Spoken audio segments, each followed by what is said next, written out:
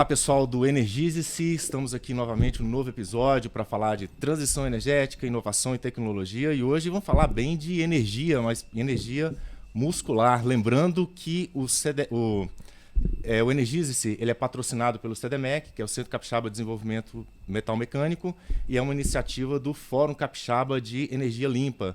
Pois é, o nosso convidado aqui hoje é muito interessante e faz parte daquela leva, não é isso, Senna, que veio da UFES aí, cientistas malucos aí que estão fazendo a diferença aí.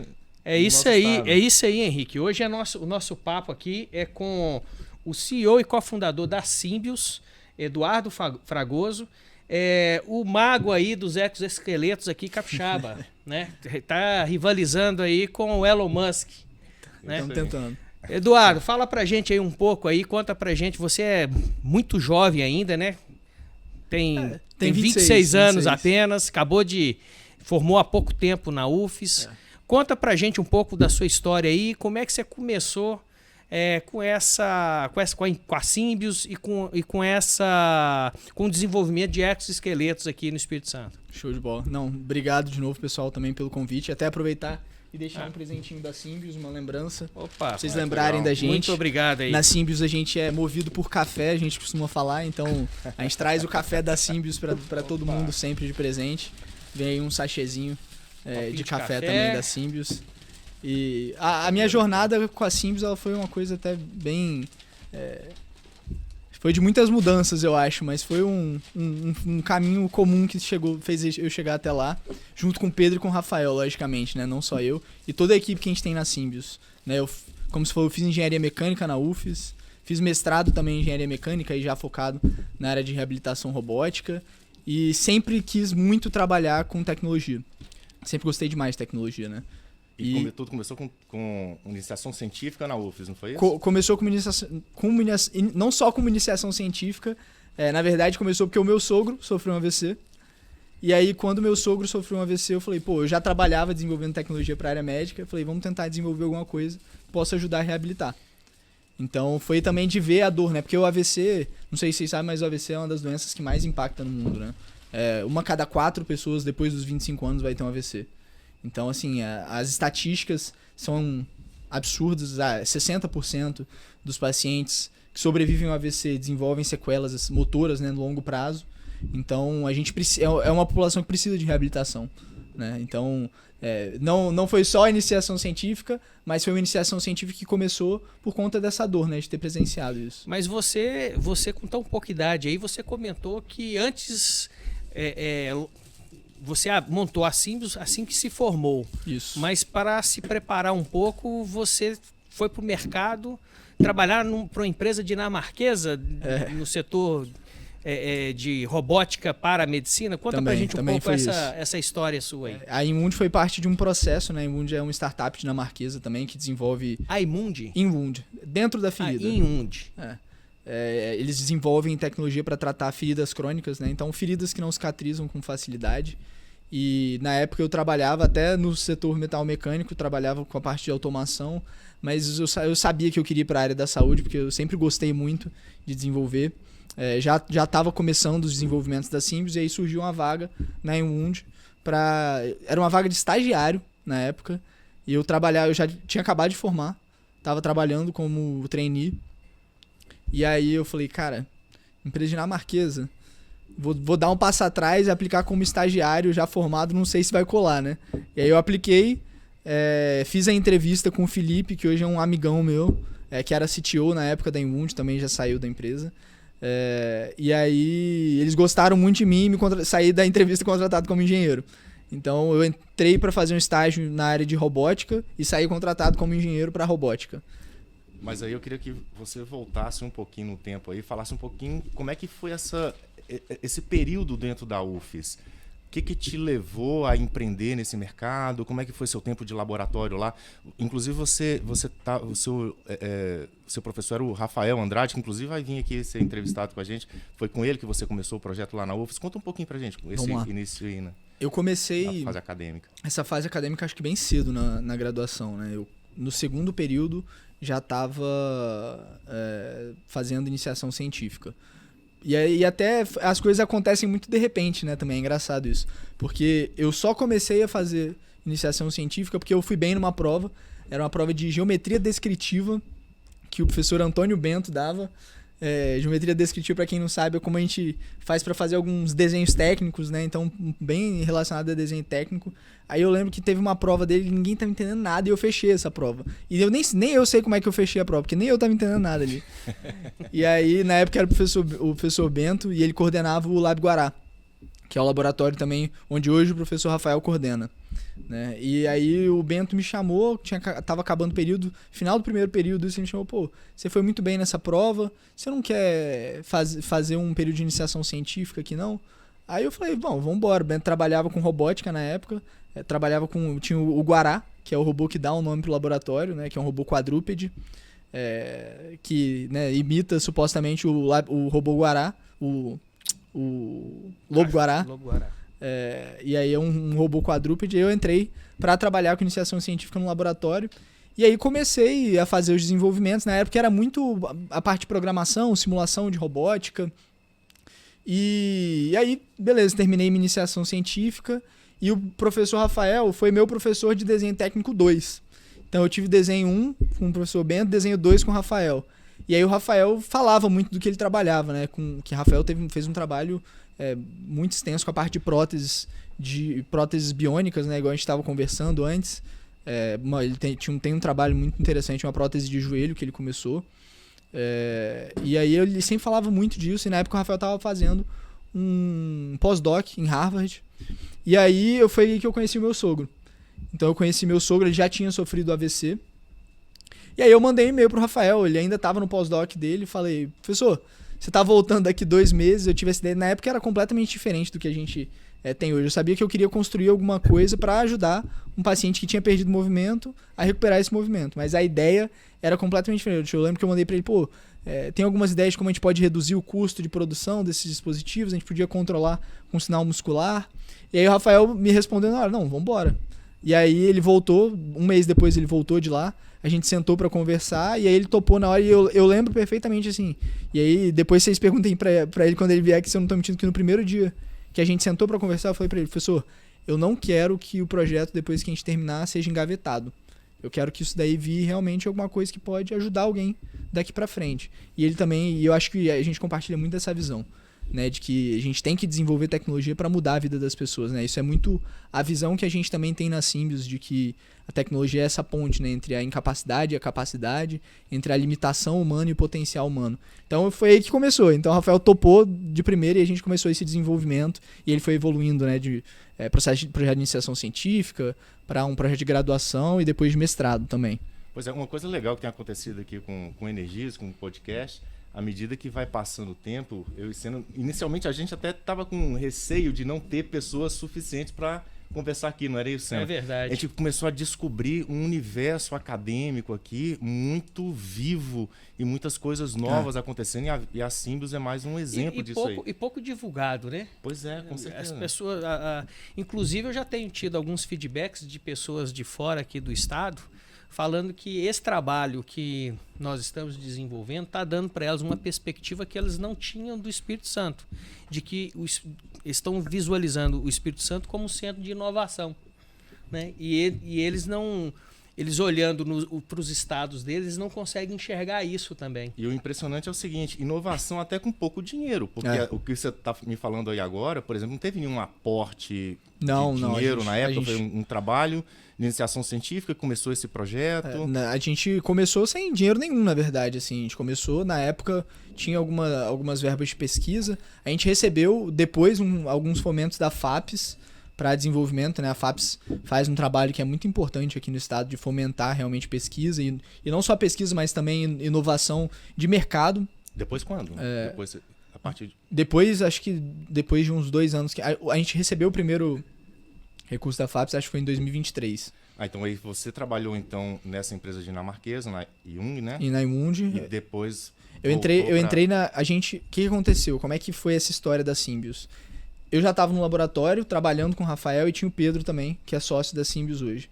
E eu sempre conversava com o Pedro sobre isso. Falava, cara, a gente tem que juntar e fazer alguma coisa para pegar essas tecnologias que a gente faz aqui no laboratório e levar para frente. E na época surgiu um edital da Vale, que não tinha nada a ver com o que a gente faz, que eles precisavam de uma solução que reduzisse o esforço do operador que trabalhava com as linhas ferroviárias deles, fazendo a troca dos dormentes, né, que é onde apoia. E é um trabalho braçal cansativo. E eles tinham um problema muito grande de estresse térmico, porque a pessoa está debaixo do sol. E aí eu sentei com o Pedro, e é o que a gente estava conversando antes também, de como eles estão usando o exoesqueleto para a indústria, né, atualmente. Falei, a gente podia pensar em um exoesqueleto que auxiliasse nisso, porque esses exoesqueletos que usam na indústria, eles reduzem muito o esforço metabólico, né, do operador. E aí a gente falou, vamos montar uma empresa e a gente aplica para esse edital. A gente falou, vamos embora. Aí sentou eu, Pedro e Rafael também, a gente montou a empresa, que somos também os 3 sócios da Symbios principais. E montou a empresa, aplicou para o edital, não ganhamos o edital no final das contas, mas ficamos com a empresa. Então talvez tenha sido até uma coisa boa a gente não ganhar o edital. Tá certo. Só para a gente, então, aqui dar uma situada no nosso telespectador aqui, a Symbios é uma empresa de tecnologia que desenvolve exoesqueletos, né, que são aquelas armações externas ao corpo. É um robô vestível. Né? Exato. É um que eles chamam aí agora na terminologia tecnológica, é um wearable. É um wearable, né? E o foco de vocês, na verdade, não é basicamente o restabelecimento de movimentos, focando ali numa reabilitação do paciente. Isso. Na Symbios a gente tem algumas formas, alguns tipos de equipamentos desse tipo, né? A gente tem a prótese, que, o paciente foi amputado, ele substitui o braço do paciente, eu coloco uma prótese biônica ali no lugar, e a gente tem as órteses, que a gente chama, né? Que são os exoesqueletos. Eu podia até ver as imagens aqui, Augusto, por favor. O exoesqueleto, ele tem como objetivo aí restaurar o movimento, né? Então, e aí também tem 2 tipos. Tem aquele que o paciente vai usar em casa. Então, o que é assistivo, o paciente não tem o movimento e ele vai usar aquilo lá no dia a dia. E a gente tem também os para reabilitação, que é o que a gente principalmente tem foco na Symbios, que é o quê? Eu não quero que meu paciente ele fique preso ao ter que usar aquela tecnologia todos os dias da vida dele. A gente quer devolver autonomia e qualidade de vida para o paciente. Então, basicamente, é para aquela pessoa que sofreu um derrame, e está tentando ainda recuperar os movimentos. Seria isso aqui? Ali a gente... Uma pergunta aqui, o Eduardo. A gente está vendo ali o seu exoesqueleto ali, e eu já noto assim, de antemão, que ele não tem o suporte de ombro. Explica pra gente aí. Na verdade, isso daí é uma decisão de projeto nossa. O M-Flex, que é o nosso exoesqueleto, ele é o primeiro exoesqueleto de reabilitação portátil do mundo. E também é o exoesqueleto mais leve de membro superior do mundo. Isso tudo por conta desses cabos que vocês estão vendo, que é uma patente que a gente desenvolveu. Inclusive foi também a primeira transferência de tecnologia da UFES feita para uma empresa. Então foi uma patente que a gente desenvolveu dentro da UFES, que depois foi transferida para a Symbios. E a gente não tem o ombro dele para que a gente consiga ter essa portabilidade. Então ele é um equipamento, na verdade, que é só uma maleta. Então ele é uma maleta, eu consigo levar para casa do paciente. Por quê? Porque você vai numa clínica de reabilitação, num hospital de reabilitação, e a maior parte dos pacientes falta a sessão porque não tem um familiar para levar ele até a sessão. Então, por que a gente não leva a sessão até o paciente? Então, desde o primeiro momento, a gente falou, vamos construir isso para resolver o problema da reabilitação que a gente tem. Isso não é um problema que a gente tem só no Brasil, não. É um problema que a gente tem no mundo inteiro. A patente de vocês, então, é no sentido de tornar isso aí mais leve? Exatamente. Explica um pouquinho melhor o que é essa patente de vocês. Então, o que acontece? Quando a gente tem um robô, a gente precisa ter um motor ali que vai gerar o movimento, né?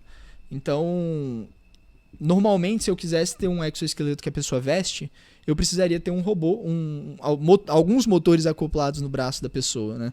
Imagina, para cada movimento que o braço faz, que são 7 movimentos diferentes, eu precisaria de um motor. Então imagina ter 7 motores no braço de uma pessoa. Ou igual no caso do M-Flex, 3 motores, que são 3 movimentos específicos que a gente faz. Aquilo ali começa a ficar muito pesado.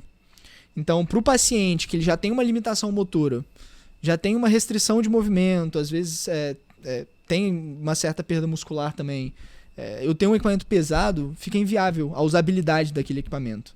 Então o que a gente falou? Vamos tirar o motor. Só que se você tira o motor, você tira o movimento também.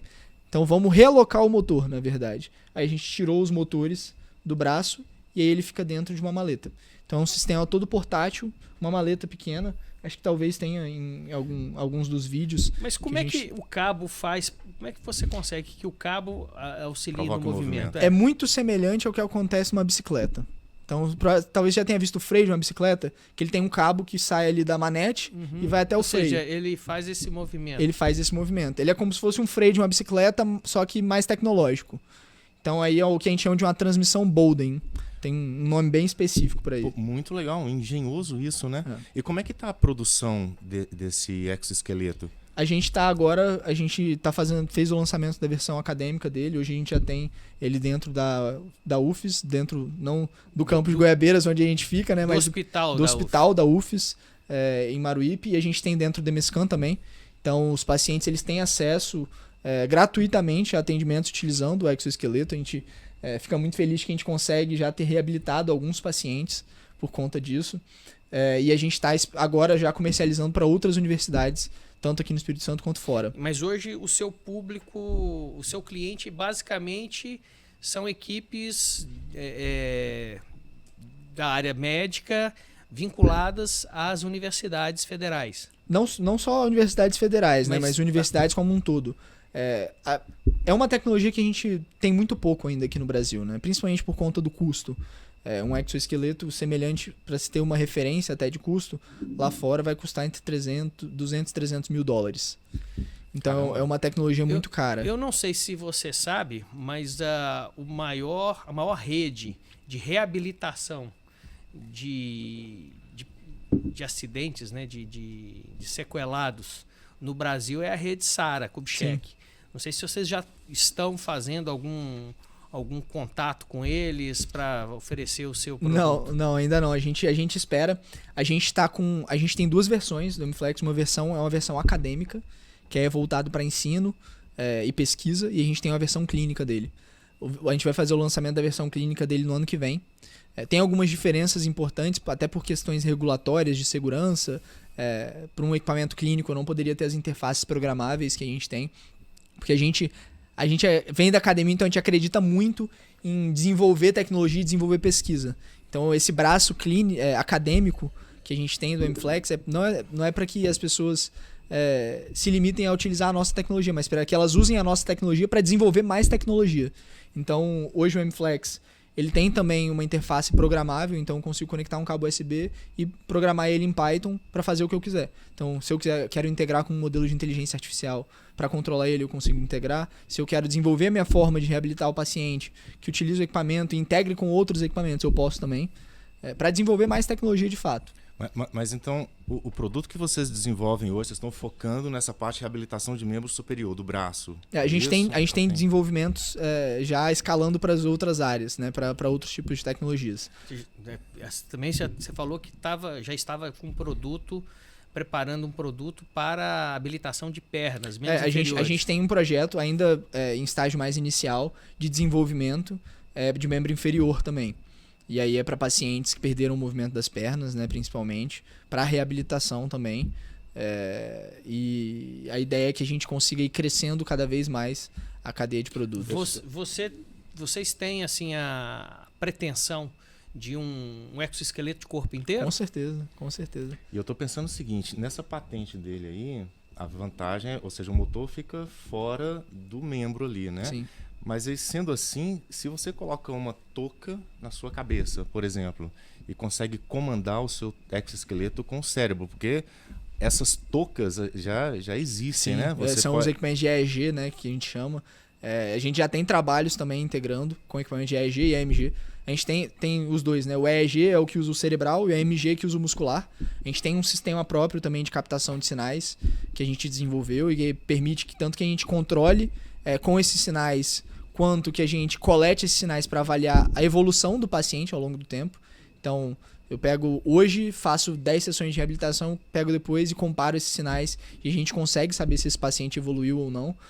Então, a ideia é a gente ir crescendo cada vez mais a tecnologia, né? A gente lá atrás tomou uma decisão que eu acho que foi muito importante que talvez tenha desacelerado um pouquinho o nosso processo de desenvolvimento, mas que foi fundamental para que a gente também consiga desenvolver outras tecnologias. Que foi o quê? Ao invés de a gente pegar e depender de tecnologia de terceiro, vamos desenvolver a tecnologia de base nossa. Então a gente sabia que a gente precisava de quê? De tecnologia de motores, de atuadores robóticos, né? Do que move os equipamentos, que a gente precisava dessas tecnologias de biosinais, que é captar esses sinais biológicos, e a gente precisava de tecnologia de controle, que é a parte como a gente controla o equipamento, a parte que integra com a inteligência artificial de fato. E aí a gente falou, ao invés de desenvolver direto o equipamento, vamos desenvolver primeiro muito bem esses 3, e aí depois a gente tem a base que a gente precisa para desenvolver qualquer tecnologia, e não só o de membro superior que a gente tem hoje. Vocês têm alguma parceria com essas outras empresas da área tecnológica que saíram também da UFSC? Que a gente já passou aqui na nossa bancada aqui, gente da Motora, gente da Almo, gente da Lumen Robotics. A gente divide casa com o pessoal da Lumen, né? São nossos vizinhos lá no Espaço Empreendedor. Então a gente acaba conversando bastante. A gente não tem nenhuma parceria formal assim para desenvolvimento conjunto. Tem algumas tecnologias até que tem... Sinergia. Já até conversei com o Alberto para a gente fazer uns projetos para eles, umas PCBs que eles estavam precisando de alguns circuitos. Mas hoje não, a gente toca os nossos desenvolvimentos.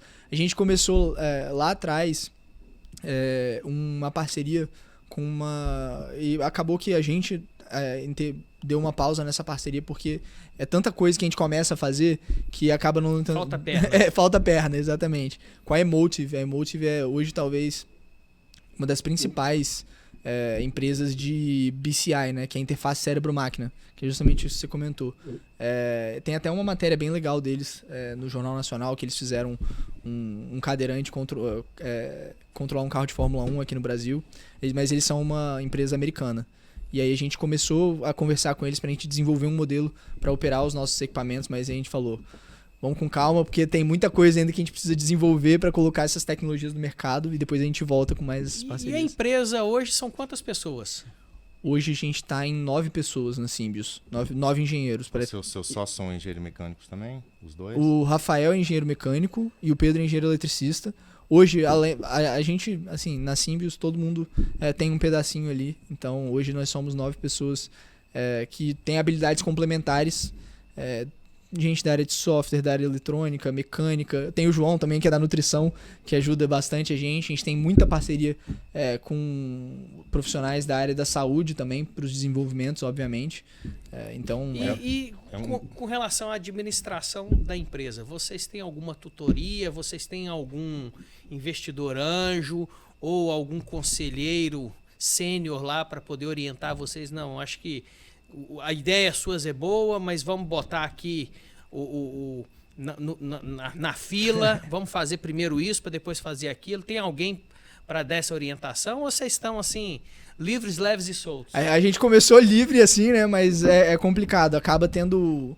A gente tem que buscar referências, né? E aí a gente conheceu recentemente uma pessoa que tem sido uma referência muito importante pra gente, que é o Gustavo Kuster, que é CEO da Neomed. O Gustavo, além de ser capixaba, é neurologista também, então ele entende muito bem do que a gente está fazendo. Eu já ouvi esse nome. O Gustavo é sensacional e assim, ele tem ajudado muito a gente. Não só em foco, né, mas em entender também como é que a gente constrói uma empresa mais robusta, né, com uma estrutura com mais seriedade. Então isso tem sido muito importante pra gente, muito importante. Você citou aí o projeto da FAPES, né, que vocês receberam um aporte em 2024, ou seja, ano passado. A gente já participou de 3 projetos da FAPES. Uhum. A gente começou e é até interessante porque a gente seguiu também, além da gente ter feito o caminho de iniciação científica, graduação e mestrado, a gente seguiu também o caminho da FAPES de Centelha, e hoje a gente está participando do CIDES, a gente participou do Centelha, a gente participou do Programa de Apoio a Negócio de Impacto Socioambiental, tanto da fase 1 quanto da fase 2 dele. A gente ficou em primeiro lugar, inclusive, né, como uma startup que gerou mais impacto. E aí a gente hoje está participando do CIDES, que é o programa de aceleração daqui do estado. O que a gente vê é que realmente o apoio do governo nesses projetos, como a FAPES, por exemplo, FINEP, etc., o projeto Centelha também, ele é fundamental nessa fase inicial. Mas em seguida tem que vir o Venture Capital com volume ali. Tem que vir um investidor ali para ganho de escala, né? Mas eu vejo assim que o produto... Que é onde a gente está rumando agora. Mas o produto de vocês, uma vez ele acabado, de você conseguir recuperar movimento de pessoas que já sofreram AVC ou Parkinson também, não é? A gente consegue trabalhar com uma série de doenças. Mas né? vocês já conseguem vender em escala? Como é que é esse produto? Em que fase de desenvolvimento ele está? Qual é a versão? Vamos lá. Essa versão que vocês viram é a última versão que a gente tem pública. Agora, na virada do ano, a gente vai lançar a versão que é a versão comercial oficial dele, né? Essa versão até agora foram só acadêmicos. Agora a versão clínica a gente vai lançar no ano que vem, que aí já tem uma mudança drástica. Ou seja, é um bom momento para entrar dinheiro agora para volume. Inclusive a gente está iniciando agora uma rodada de investimento. A ideia é a gente captar justamente com o objetivo de acelerar esse go-to-market, né? A gente precisa levar essa tecnologia para o mercado, a gente também precisa consolidar no mercado o que a gente já tem indo para o acadêmico. Mas tem alguém que está assessorando vocês nessa busca por um investidor anjo? Sim. O Gustavo entra até nessa linha também, tem ajudado bastante a gente com a parte de captação. Vocês já procuraram, por exemplo, a Quartzo Capital? A Quartzo, se eu não me engano, é que está gerenciando hoje o Fundo Soberano, ou não? Não, a Quartzo é um fundo dedicado a financiar startups de vanguarda tecnológica. Não, ainda não procuramos. Vamos conversar então. Com certeza. Eu acho que agora você tem nessa versão comercial, precisa de volume. Sim. E qual vai ser o preço estimado aí? Você já tem noção então, de quanto que vai custar aí para o... A gente tem uma ideia. Isso é outra coisa que a gente quer mudar no mercado. São duas coisas que a gente está mudando que eu acho que são fundamentais. A primeira delas é a usabilidade desses equipamentos. Hoje, um equipamento desse tipo, ele é um equipamento grande, fixo, então fica dentro de uma sala específica no hospital, o paciente tem que ir até lá, a gente quer mudar isso. Então, o equipamento vai até o paciente, não tem mais isso. E à medida que a gente ganha mais automação também... Até porque você tendo um equipamento móvel, você amplia bastante o seu mercado, inclusive para clínicas de fisioterapia. Sim. A gente, normalmente, uma clínica, eu não tenho como criar uma instalação dedicada para receber um equipamento. Vou mandar o vídeo dessa entrevista pro meu primo, que é dono de uma rede de clínicas de reabilitação de fisioterapia. Rapaz, lá no sul da Bahia. O mercado é gigante, imagina. É um mercado muito grande. E já tem alguém que faz essas próteses, que faz esse exoesqueleto aqui no Brasil? Vocês estão... Não existe um exoesqueleto de membro superior completo. Tem um pessoal de Pernambuco que eles começaram a desenvolver um exoesqueleto só para mão. Então ele faz o movimento de abrir e fechar a mão. Mas vocês estão mais à frente deles. A nossa tecnologia é uma tecnologia que eu considero mais completa, né? Mas eu acredito que a gente consiga trazer até um impacto maior e melhor na evolução dos pacientes. Eles têm uma tecnologia muito interessante também, que até usa a interface cérebro-máquina, igual você comentou, para comandar esses movimentos de abrir e fechar a mão. E aí vocês perguntaram com relação à questão de custo, que é outra coisa que a gente está tentando mudar. Falei lá atrás que um equipamento desse normalmente custa $200 mil. A gente sabe que isso não faz sentido dentro do cenário econômico brasileiro. Então a gente está tentando mudar isso. A gente quer transformar CAPEX, né, que é essa despesa enorme de capital, em OPEX, em custo operacional.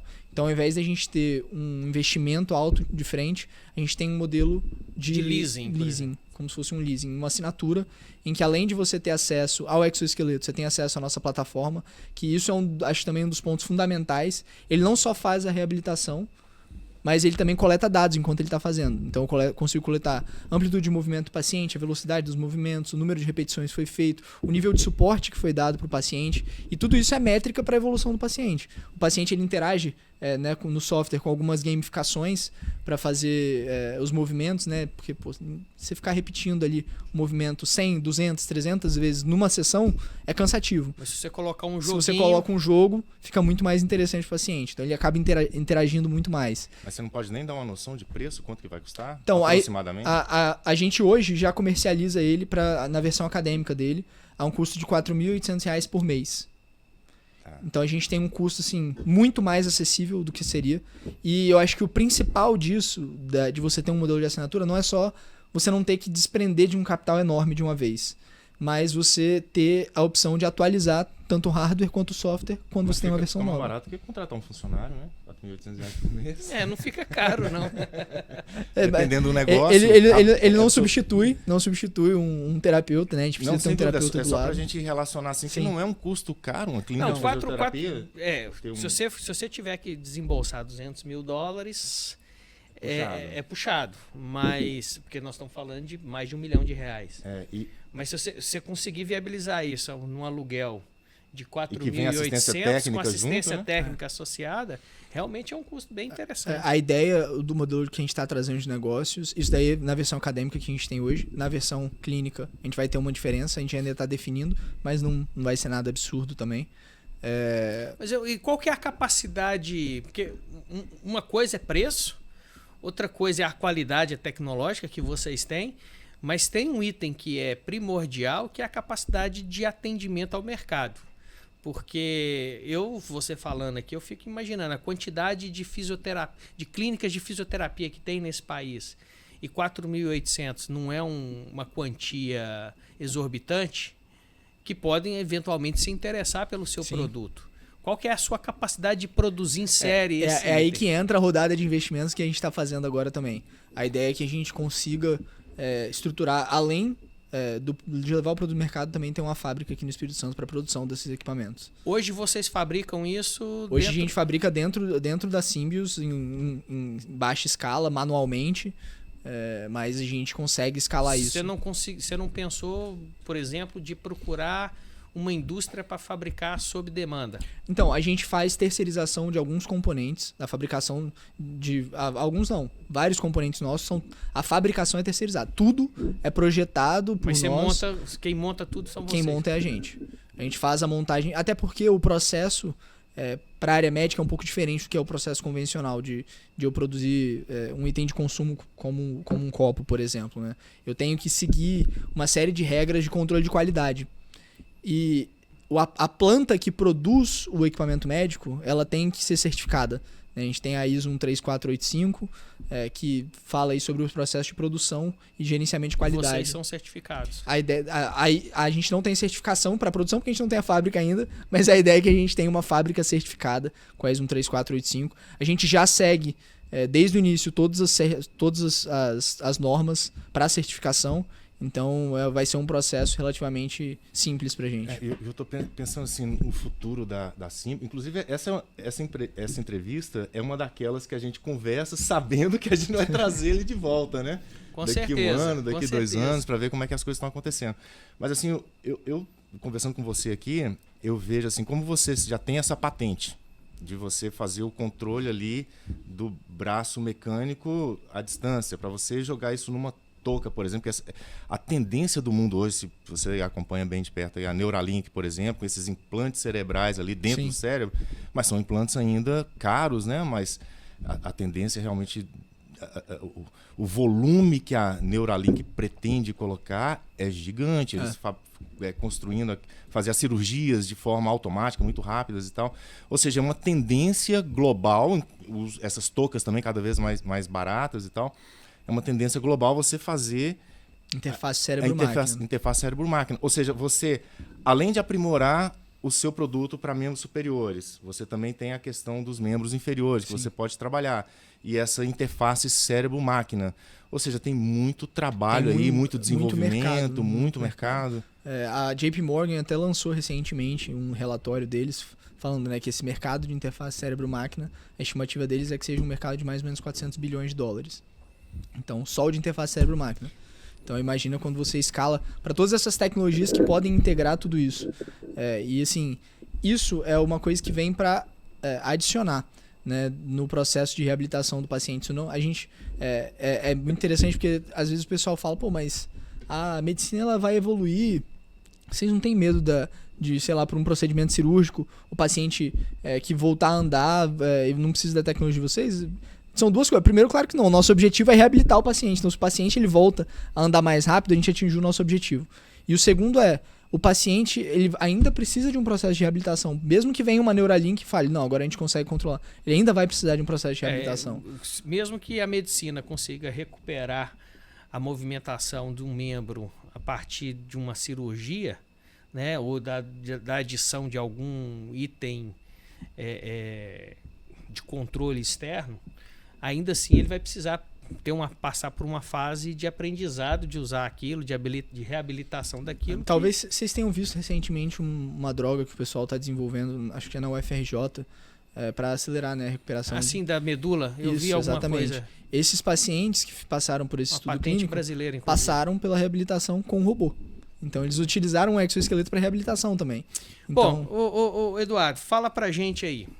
Você hoje, você já deu um panorama aí.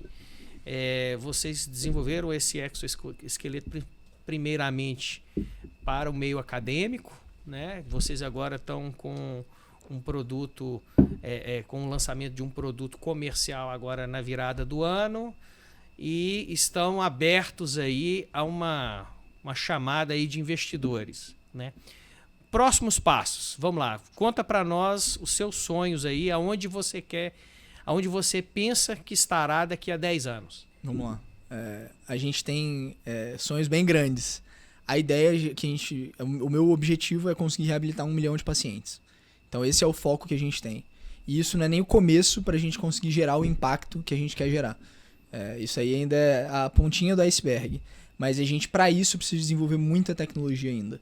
Então a gente quer ter, para conseguir fazer isso, novas linhas de tecnologias, tanto para membro inferior, quanto utilizando interface cérebro-máquina, para reabilitar esses pacientes. Trazer também tecnologias de próteses robóticas. Então hoje a gente tem também desenvolvimentos, né? E a Symbios, ela tem muito isso do braço de desenvolvimento de tecnologia, por isso que a gente está dentro da universidade, a gente tem a parceria com o laboratório para isso, para que a gente, por todas essas tecnologias que a gente desenvolve lá, que tem potencial de impacto, a gente seja o canal para levar isso de fato para o mercado. Então a gente tem várias tecnologias já em desenvolvimento que a gente espera conseguir trazer, e a gente quer demais desenvolver autonomia. Então a gente quer desenvolver cada vez mais inteligência artificial também, integrada às nossas tecnologias, não só para monitorar como o paciente está reabilitando, que a gente já faz hoje, mas também para gerar protocolos cada vez mais personalizados para a reabilitação desses pacientes. E aí, de fato, acelerar essa reabilitação e, mais importante, ganhar escala no atendimento. Porque hoje a gente atende uma a cada 3 pacientes que sofrem um AVC no Brasil consegue reabilitação. A gente estima que com a tecnologia que a gente está trazendo, a gente consiga multiplicar em 4 vezes a capacidade de atendimento. Porque um terapeuta ele passa a conseguir monitorar mais de um paciente enquanto ele faz a reabilitação. Então a gente quer aumentar a capacidade de atendimento em 4 vezes da saúde e reabilitar 1 milhão de pacientes. Essa é a minha meta. Rapaz, que meta legal. Em quanto tempo vocês estão com essa meta? A ideia é que a gente consiga fazer isso nos próximos 5 anos. Caramba, que aí a gente é uma meta desafiadora mesmo. Termina, a gente desenvolve todas as tecnologias aqui no Brasil, cresce o mercado no Brasil e expande para o internacional. O seu sogro foi um dos seus pacientes? A ideia é que ele entre agora nos estudos que vão começar da UFES. Então ele começa... Vai fazer parte desse 1 milhão. Vai ter que fazer parte. Rapaz, mas um detalhe que você contou aí, eu queria que você esmiuçasse um pouquinho mais. Você trabalha com tecnologia, ou seja, inovação, tá no sangue ali. Você precisa ser inovador, precisa trabalhar com inteligência artificial e várias tecnologias. Como é que é essa relação hoje com a UFES, com o ambiente acadêmico? Vocês que saíram de lá, como é que sua relação, o próprio professor Rafael, você ainda tem contato com ele participa da empresa, não participa? Como é que é esse vínculo da Symbios com o ambiente acadêmico? Legal. Eu acho que não tem como você ter as duas coisas separadas. Você ter desenvolvimento de tecnologia separado da academia. Eu acho que às vezes acontece uma confusão que assusta os dois lados, né? Assusta tanto a academia, achando que o pessoal quer capitalizar em tudo que a gente desenvolve, e assusta o pessoal da indústria pensando que o cara só quer fazer pesquisa. Acho que não é assim, né? Acho que os dois eles precisam conversar, e foi isso que fez a gente dar certo até agora. Essa conversa que a gente tem, esse canal de comunicação. Agora na UFES a gente tem o Espaço Empreendedor, que ainda tem muito o que avançar, e o que eu acho que é super legal do Espaço Empreendedor é que a equipe que está tocando o Espaço Empreendedor sabe que tem muito que a gente precisa avançar ali ainda, e estão lutando de verdade para isso acontecer.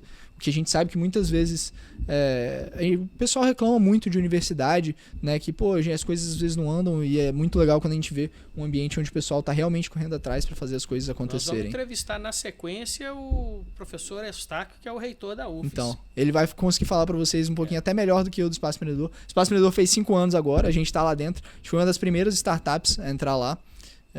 E a gente divide espaço lá com o pessoal da Lume, que eu sei que já veio aqui também. Tem o Leandro, que é ex-presidente do CDMEC, ele escreveu um artigo, a gente estava até comentando hoje de manhã cedo no grupo, que ele fala lá o seguinte, que até agora o Espírito Santo fez o feijão com arroz. Feijão com arroz quer dizer o seguinte, você tem um ambiente aqui no estado do Espírito Santo nos últimos 20 anos, um ambiente estável economicamente, pelo menos comparado com outros estados. Então, politicamente, a gente tem um ambiente estável, a gente tá vendo aí de perto como é que está florescendo ali dentro da UFES. Ou seja, a gente está com tudo pronto para decolar. Aí ele até usa a expressão, né, que ele acha que a gente deve transformar esse feijão com arroz usando uma panela de barro para fazer uma bela moqueca capixaba, né? Tá na hora da gente decolar agora. Diferentemente de outros estados, né, no Espírito Santo, independente da ideologia política, todos os governadores que a gente teve ao longo dos últimos 20 anos, eles tiveram uma preocupação muito grande com o orçamento público, Sim. de não gastar mais do que arrecadam, né? E de investir em tecnologia, isso é um aspecto importante. Tem tido realmente assim, um investimento em tecnologia e nesses projetos de inovação. Mas agora é hora de ganhar escala, né? Sim, sem dúvida. Inclusive a Simbus é um exemplo Exatamente. disso. Não, e a cidade de inovação que precisa sair do papel, né? Exato. E a gente tem um fundo soberano para isso. Então, assim, a gente tem um fundo soberano que precisa investir. E ideal é que invista em empresas capixabas, né? Ele já está investindo, tá? Acho que o primeiro aporte que ele vai fazer é nessa empresa que vai vir se instalar em Soretama para fabricar um carro elétrico. Eu acho que eles já fizeram até alguns aportes em algumas startups daqui. Eu acho que a gente precisa perder talvez um pouco de aversão a risco, que a gente tem muito.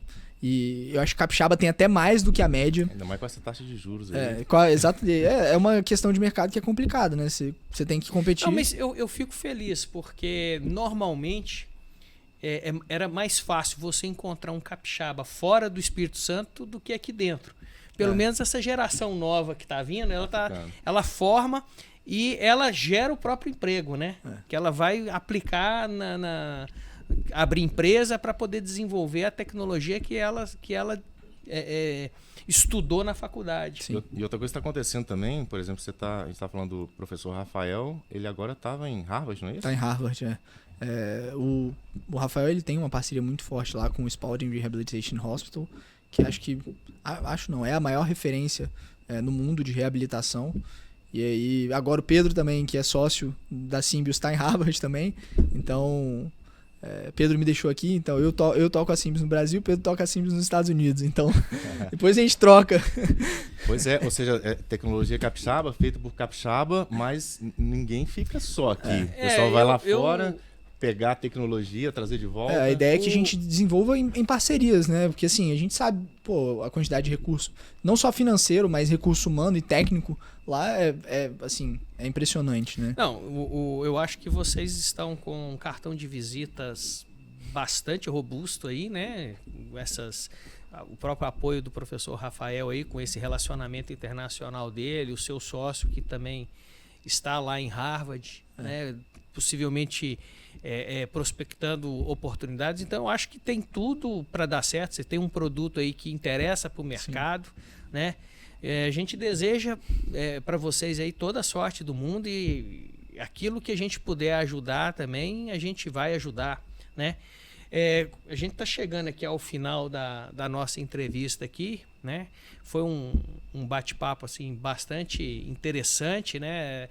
Acho que pouca gente sabia, né? Antes da gente começar aqui com o Energize, o potencial tecnológico que a gente tem aqui no estado, em empresas tão inovadoras assim como a Symbios, né? Atuando inclusive na área da biomedicina, né? Que é uma área de vanguarda tecnológica aí. Vocês estão de parabéns aí. Obrigado. Eu gostaria de agradecer aí muito a disponibilidade de vocês, né? E de você de vir aqui explicar pra gente isso e bater esse papo. E como o Carlos disse, né? Você é um daqueles que a gente espera daqui a algum tempo, chamar de volta aqui para explicar para a gente como é que foi esse caminho. Com certeza. Né? O convite já está aceito já. Maravilha. E para terminar, você podia dar um recado, dar um conselho para aquele estudante que, como você entrou na faculdade lá e está fazendo o TCC, como que ele pode, qual o caminho para ele transformar um sonho em realidade dentro da faculdade? Com certeza. Bom, eu acho que existem 2 pontos que são fundamentais. O primeiro deles é que você tem que achar um problema pelo qual você é apaixonado. Então, achar um problema que você é realmente apaixonado por resolver. E, a partir daí, ser obstinado. Então, eu acho que você ser obstinado é fundamental para você correr atrás de um objetivo. E aí, junta essas 2 características, com certeza vai dar certo. Aí, ó, tá vendo? Por isso que o Energize vai dar certo, caso a gente achou um problema pra gente resolver, que é divulgar esse tipo de iniciativa e esses empreendedores aqui do Espírito Santo. É verdade. Rapaz, e é muita gente, né? É uma galera, muitas pessoas. É surpreendente. Quando a gente começou, a gente realmente não tinha noção de tantas iniciativas e na área de vanguarda tecnológica, rivalizando muitas vezes com o estado da arte americano. Sim. Né? E ao mesmo tempo a gente vê assim, tem muita coisa para falar na parte da tecnologia em si, mas a gente tem muito a falar também sobre essa questão do ambiente acadêmico, cidade na inovação. Você, por exemplo, falando que funciona junto com outra empresa. Sim. Imagina todo mundo junto num ambiente na cidade da inovação aqui na Grande Vitória, por exemplo. É fundamental assim, você ter esse ambiente de troca. E se eu posso te dar um conselho, né, alguém um pouco mais velho que você aí, talvez, acho que eu tenho o dobro da idade dele. E um pouco mais. Tenho o dobro da idade. Eu sempre tive na minha vida uma máxima seguinte: a gente precisa dividir para somar. Não adianta a gente querer ganhar sozinho, não adianta a gente querer fazer tudo. A gente tem que dividir os esforços, né, em parcerias, buscar no nosso entorno aqui quem pode contribuir para todo mundo ganhar e a gente conseguir chegar mais longe. Tem um ditado que diz isso, né? Como é que é o ditado? Sozinho... não é o ditado, não é o lema do CDMEC, né? Sozinho você vai mais rápido, mas juntos nós vamos mais longe. É isso aí. Com certeza. Muito obrigado, Eduardo. Eu que agradeço pelo prazer convite. enorme aqui. Sucesso, muito boa sorte para você e para Symbios, viu? Muito obrigado, pessoal. E você que nos assistiu até agora, se gostou dessa entrevista, né, não se esqueça de se inscrever no nosso canal, curtir o nosso vídeo e compartilhar com seus amigos aí. Ajude-nos a divulgar esse trabalho que traz, que dá visibilidade aos empreendedores capixabas. Muito obrigado e até a próxima.